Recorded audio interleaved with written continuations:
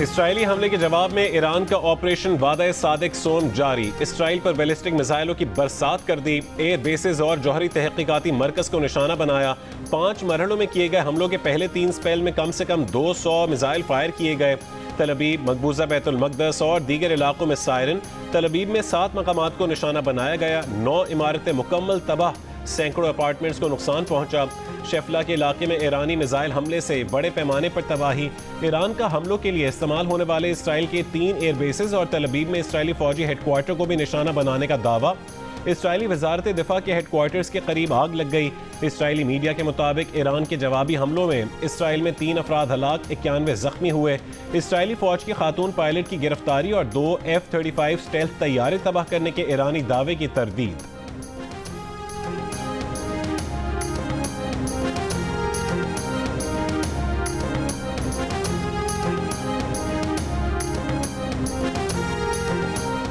Missile हमलों में 150 Israeli अहदाफ को कामयाबी से निशाना बनाया। तेल अबीब में वजारत दिफा, सनती और फौजी मराकिज भी बराह रास्त ईरानी हमले का निशाना बने। पासदारान इंकलाब का दावा। सरबराह पासदारान इंकलाब जनरल अहमद वाहिदी ने कहा, ऑपरेशन में इसराइल के अहम फ़ज़ाई अड्डे और सनती मराकिज़ को निशाना बनाया गया। अहदाफ में सबसे अहम नेवतीम, ओवदा और तलनोफ के फ़ज़ाई अड्डे थे, जहाँ इसराइली फ़ज़ाइया की कमांड और दीगर जंगी मराकिज़ मौजूद थे। यही अड्डे ईरान पर हालिया हमले का नुक्ता आगाज़ थे। जनरल वाहिदी ने कहा, इसराइल को समझ आ गया होगा ईरान पूरी कुव्वत से जवाब देने की सलाहियत रखता है। आला ईरानी फौजी हुक्काम का कहना है कि इसराइल के खिलाफ ईरान के हमले जारी रहेंगे। ये तनाज़ा आने वाले दिनों में खित्ते में अमरीकी बेसिस तक फैलेगा।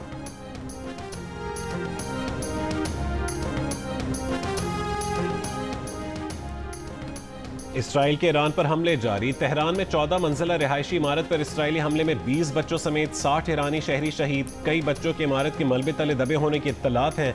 शमाल मगरिब में तब्रेज रिफाइनरी के करीब इसराइली हमले के मकाम पर धुएं के बादल। मगरबी शहर असदाबाद में मिसाइल साइट पर भी इसराइली हमला, 2 अफराद शहीद। इसराइली फ़ज़ाइया का तेहरान के मेहराबाद एयरपोर्ट पर फ़ज़ाई हमला। जंजान मिलिट्री बेस को भी निशाना बनाया। हमले का हदफ एयरपोर्ट पर लड़ाका तैयारों का हैंगर था। इसराइल का ईरान की जानिब से दागे गए मुतादिद ड्रोन्स मार गिराने का दावा। इसराइली फ़ौज का कहना है कि ईरान के खिलाफ मज़ीद हमले आइंदा घंटों में मुतवक्के हैं।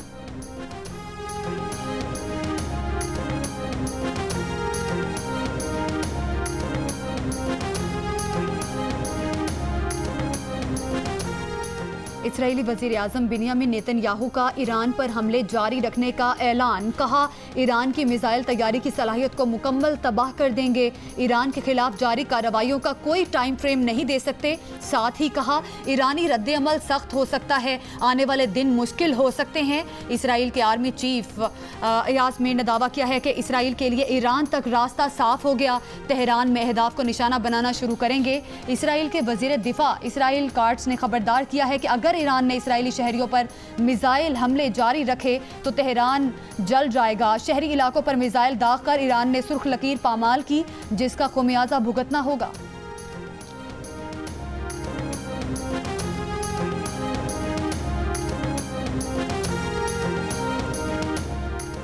ईरान की मुसल्लह फ़ौज इसराइल को मफलूज करके दम लेंगी। सेहूनी रियासत को अपने जराइम का खुमियाजा भुगतना पड़ेगा। ईरान के सुप्रीम लीडर आयतुल्लाह अली खामेनाई का ईरानी अवाम से खिताब।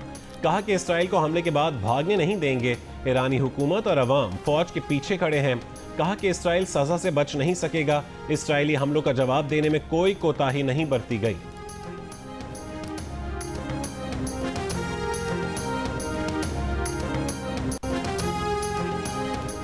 ईरान की जौहरी साइट फ्रूडो को इसराइली हमले में महदूद नुकसान पहुंचने की तस्दीक। तर्जुमान ईरानी एटमी तवानाई एजेंसी का कहना है कि फूडो अफसूदगी मरकज़ के कुछ हिस्सों को मामूली नुकसान पहुंचा है।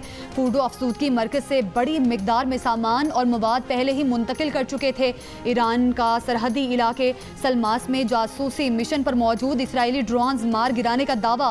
इसराइली हमले में मुसल्लह अफवाज के मजीद 2 डिप्टी कमांडर्स मेजर मेहदी रबानी और मेजर गुलाम रजा मेहराबी की शहादत की तस्दीक। ये वाज़ेह नहीं कि ईरानी डिप्टी कमांडर्स की शहादत कल से अब तक किस इसराइली हमले में हुई। इसराइल पर जवाबी हमलों के बाद तेहरान में जश्न, लोग सड़कों पर निकल आए। यमन में भी इसराइल पर ईरान के हमलों की स्क्रीनिंग, अवाम का जश्न।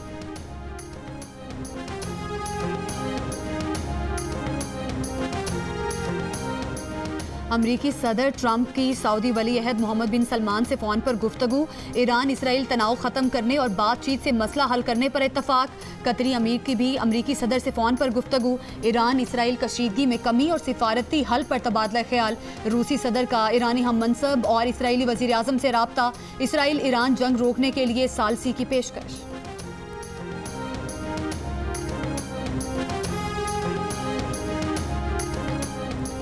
अक़वाम मुत्तहिदा के सेक्रेटरी जनरल एंटोनियो गुतरेस का ईरान इसराइल कशीदगी में कमी पर जोर, कहा कि ईरान इसराइल कशीदगी बहुत बढ़ चुकी है, वक्त आ गया है कि इसे रोका जाए, अमन और सिफारतकारी का बोलबाला होना चाहिए। अक़वाम मुत्तहिदा में चीनी मंदूब ने कहा है कि चीन इसराइल की जानिब से ईरान की खुद मुख्तारी और इलाकाई सालमियत की खिलाफ वर्जियों की मजम्मत करता है। इसराइल फौरी ईरान के खिलाफ कार्रवाइयाँ बंद करे।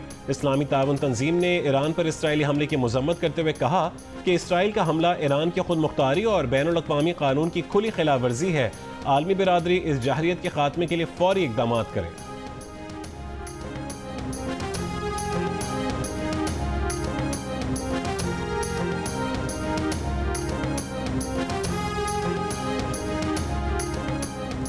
ईसाइयों के रूहानी पेशवा पोप लियो की ईरान और इसराइल से अक्लो दानिश से काम लेने और मुकालमे का रास्ता इख्तियार करने की अपील। सेंट पीटर्स बेसिलिका में खिताब करते हुए कहा कि सूरत हाल पर तशवीश है, किसी को भी दूसरे के वजूद को खतरे में डालने का हक नहीं। तमाम ममालिक की जिम्मेदारी है कि वो अमन के लिए किरदार अदा करें। दुनिया को एटमी खतरे से पाक और ज़्यादा महफूज बनाने का अज़्म बाहमी एहतराम और देरपा अमन की बुनियाद रखने वाले इक़दाम के ज़रिए ही मुमकिन है।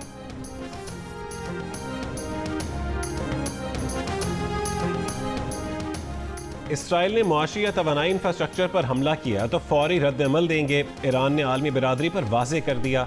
ईरानी वज़ीर ख़ारजा अब्बास इराक़ची का कहना है कि इसराइली हमले का शिकार ईरान से तहम्मुल का मुतालबा गैर मुनसिफाना है। अक़वाम मुत्तहिदा में ईरानी मंदूब ने ईरान पर हमलों को इसराइल की जानिब से रियासती दहशतगर्दी करार दिया। कहा कि ईरान पर हमलों के लिए अमरीका ने इसराइल को इंटेलिजेंस फराहम की। अमरीका इन जराइम में मुआवनत और उसकी इजाज़त देकर नताइज का मुकम्मल जिम्मेदार है।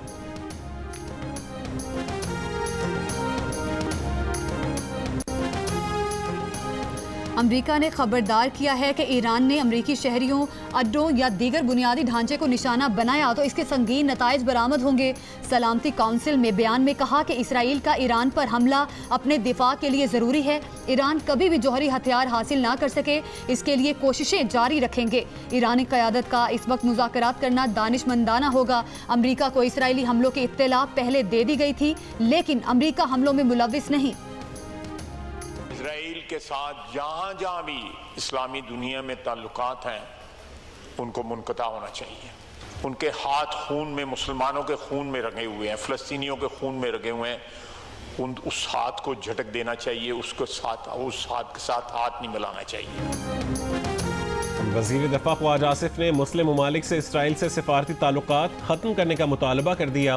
कौमी असम्बली से खिताब करते हुए ख्वाजा आसिफ ने कहा है कि मुस्लिम दुनिया में जहाँ जहाँ इसराइल से ताल्लुकात हैं वो मुनक़ता किए जाएँ। इसराइल के हाथ मुसलमानों के खून से रंगे हुए हैं, उससे हाथ मिलाने के बजाय ऐसा हाथ झटक देना चाहिए। इसराइल सिर्फ ईरान नहीं, पूरी मुस्लिम दुनिया को दुश्मन है। इस ऐवान से पैगाम देना चाहते हैं कि पाकिस्तान तेहरान के साथ है, हर फोरम पर ईरान की हिमायत करेंगे।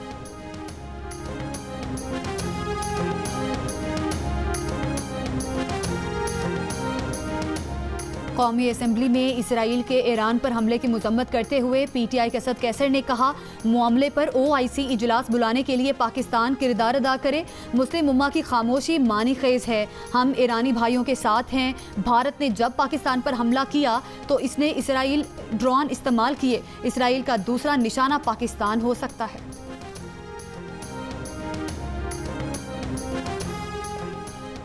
ईरान पर इसराइली हमले के सबब आलमी मंडी में खाम तेल की कीमत में 7% तक इजाफा रिकॉर्ड। ब्रेंट खाम तेल $74.23 फी बैरल की सतह पर पहुंच गया। WTI खाम तेल की कीमत तकरीबन $73 तक जा पहुंची।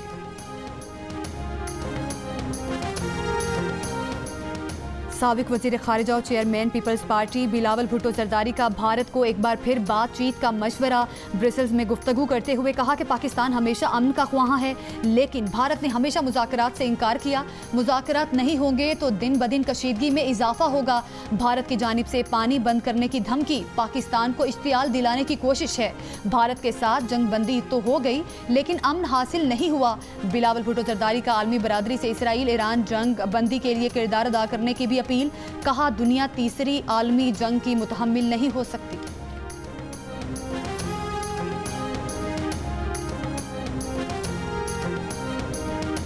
उस वक्त आर्मी चीफ जनरल बाजवा और उनके दरमियान मशवरे अलहदगी में होते रहे। हमने अभिनंदन को वापस किया और वो एक सरेंडर था, और जो फतह उस वक्त एयरफोर्स ने हासिल की, एब्जेक्ट सरेंडर जो है विदिन 24 आवर्स जो है हमने किया कि आर्मी चीफ और उस वक्त के वजीर आजम ने मिलके कौमी वकार को ठेस पहुंचाई। वजीर दिफा ख्वाज आसिफ ने 2019 में गिरफ्तार भारतीय पायलट अभिनंदन को भारत वापस भेजने का फैसला पाकिस्तान का सरेंडर करार दे दिया। कौमी असेंबली में इजहार ख्याल करते हुए ख्वाज आसिफ ने कहा है कि अभिनंदन को भारत वापस भेजना पाकिस्तान का सरेंडर था।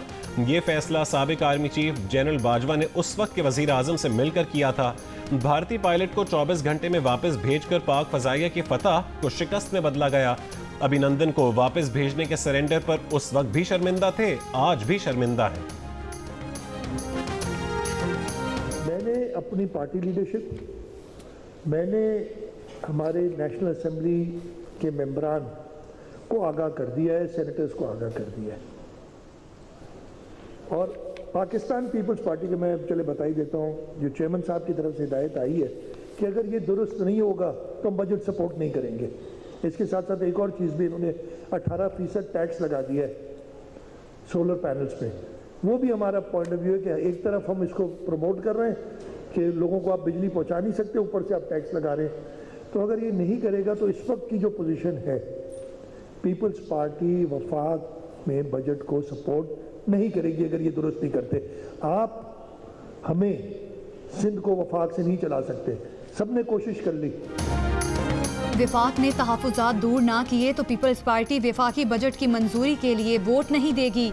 वज़ीर आला सिंध की वार्निंग। मुराद अली शाह ने पोस्ट बजट न्यूज़ कॉन्फ्रेंस में कहा कि चेयरमैन पीपल्स पार्टी की वाज़ेह हिदायत है कि सिंध के तहफ़्फ़ुज़ात दूर हुए बगैर विफाकी बजट में वोट ना दिया जाए। विफाक से सिंध को चलाने की कोई कोशिश पहले भी कामयाब नहीं हुई है और मौजूदा विफाकी हुकूमत के पास तो वैसे भी कोई इख्तियार नहीं है। विफाक सिंध के शहरी इलाकों को अपने नौआबादियात समझना छोड़ दे। सिंध विफाकी नौआबादियात नहीं है। सिंध ने कौमी इक़्तिसादी कौंसिल में सालाना प्रोग्राम की मंजूरी 3 शराइत के साथ दी थी।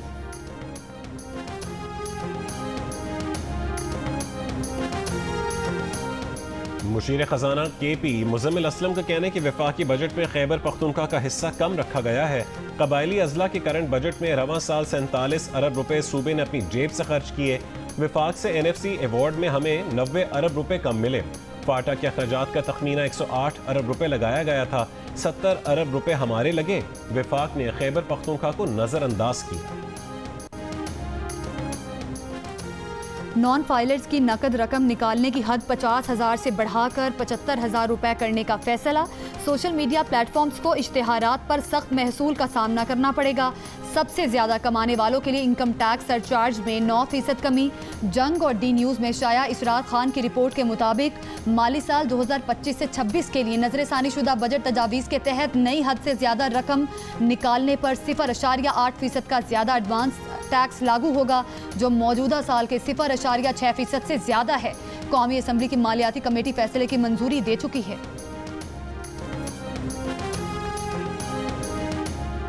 मालियाती बिल 2025-26 में मुजवज़ा तब्दीलियों के तहत सालाना 1 करोड़ रुपए से ज़ायद पेंशन आमदनी को 5% की शरह से टैक्स के दायरे में लाया गया है। जंग द न्यूज़ में शाया मेहताब हैदर की रिपोर्ट के मुताबिक FBR ने ऐसी तब्दीलियों की तजवीज़ दी है जिसके बाद एक वक्त की अदायगी अमली तौर पर तमाम सूरतों में टैक्स के ताबे हो जाएगी।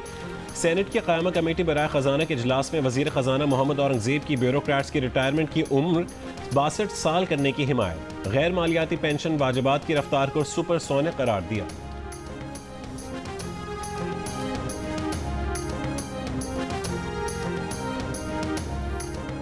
मुल्की मईशत से डिफॉल्ट का खतरा तो टल गया, मगर क्या मईशत दुरुस्त राह पर चल पड़ी? नए वफाकी बजट में अवाम को कितना रिलीफ दिया गया? मुल्क के बड़े कारोबारी अफराद क्या सोचते हैं? जानिए। जियो न्यूज की खुसूसी ट्रांसमिशन कर डालो आखिरी मौका में इतवार की शाम 4 बजे। वज़ीर ख़ारजा इसहाक़ डार का इसराइल की जानिब से गज़ा में इंसानी हुकूक़ की खिलाफ वर्जियों पर गहरी तशवीश का इजहार। फ़लस्तीनियों को इमदाद की फरहमी से मुतालिक इजलास की सदारत करते हुए वज़ीर ख़ारजा इसहाक़ डार ने कहा कि पाकिस्तान फ़लस्तीनियों की सियासी, सिफारती और इखलाकी हिमायत जारी रखेगा। इजलास में फ़लस्तीनी अवाम के लिए इंसानी इमदाद की फरहमी को बढ़ाने के साथ फ़लस्तीनी तलबा को तालीम की फरहमी में मदद का भी जायज़ा लिया गया।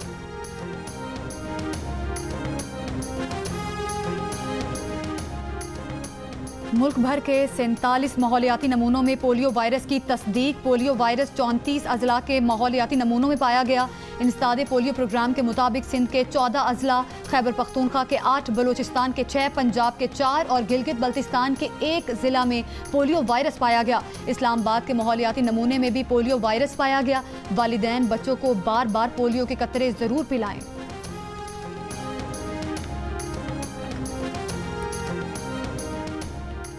कराची में मलीर, शाह फैसल कॉलोनी, कायदाबाद, गुलजार हिजरी और यूनिवर्सिटी रोड के अतराफ के इलाकों में जलजले के झटके।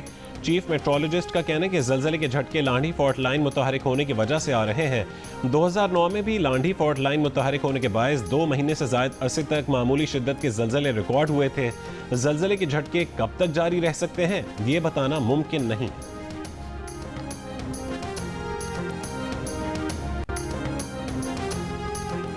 दुनिया भर में आज ब्लड डोनर डे दिन को मनाने का मकसद खून के महफूज अतिया की अहमियत को उजागर करना है। वज़ीर आला पंजाब मरीम नवाज का जान बचाने के लिए रज़ाकाराना खून अतिया करने वालों को खिराज तहसीन। कहा, खून का अतिया किसी के लिए जिंदगी का तोहफा है।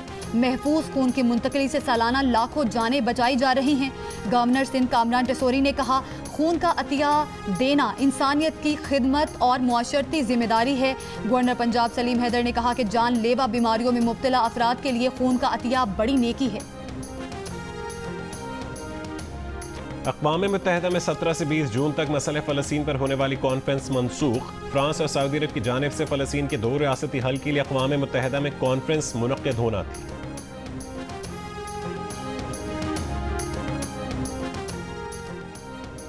ईरान अमेरिका के साथ कल होने वाले जौहरी मुज़ाकरात में शिरकत के बारे में ताहाल किसी फैसले पर नहीं पहुंचा। तर्जुमान ईरानी वज़ारत ख़ारिजा का कहना है कि कल अमेरिका के साथ होने वाले जौहरी मुज़ाकरात में शिरकत के हवाले से अभी कोई फैसला नहीं हुआ। ये वाज़ेह नहीं कि क्या फैसला किया जाएगा।